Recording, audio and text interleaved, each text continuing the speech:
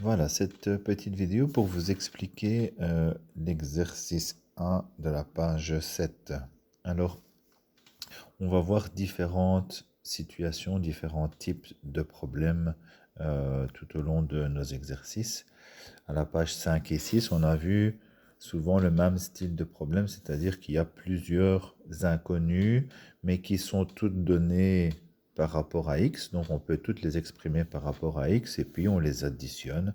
Donc, voilà, c'est la première sorte de problème qui est la plus facile en principe.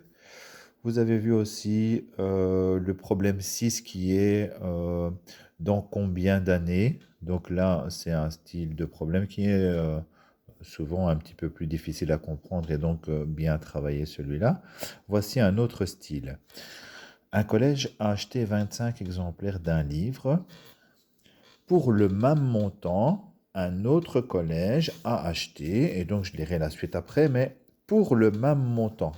Ça veut dire que on a deux établissements différents, on a un même montant et donc on a une égalité. Une égalité de deux situations. Et donc on va comparer la situation 1 à la situation 2. Qu'est-ce qui se passe? Donc l'égalité, c'est au niveau du prix total. Hein. On a acheté des livres et c'est au niveau du prix. Comment je calcule le prix? Ben, je multiplie le nombre de livres par le prix du livre. Et donc maintenant, je vais lire dans mon problème. Hein, le premier collège a acheté 25 exemplaires d'un livre à un certain prix. Hein, donc, bien déterminer que X, c'est le prix dans le premier collège. Et donc, si je veux calculer le prix dans le premier collège, ça sera 25 livres à X euros, donc 25 fois X.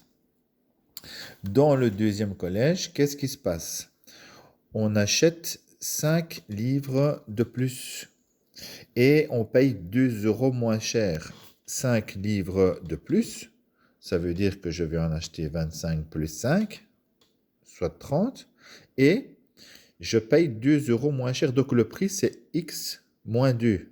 Et donc, je dois faire 30 fois x moins 2 et j'obtiens le même montant. Donc, je peux écrire une égalité.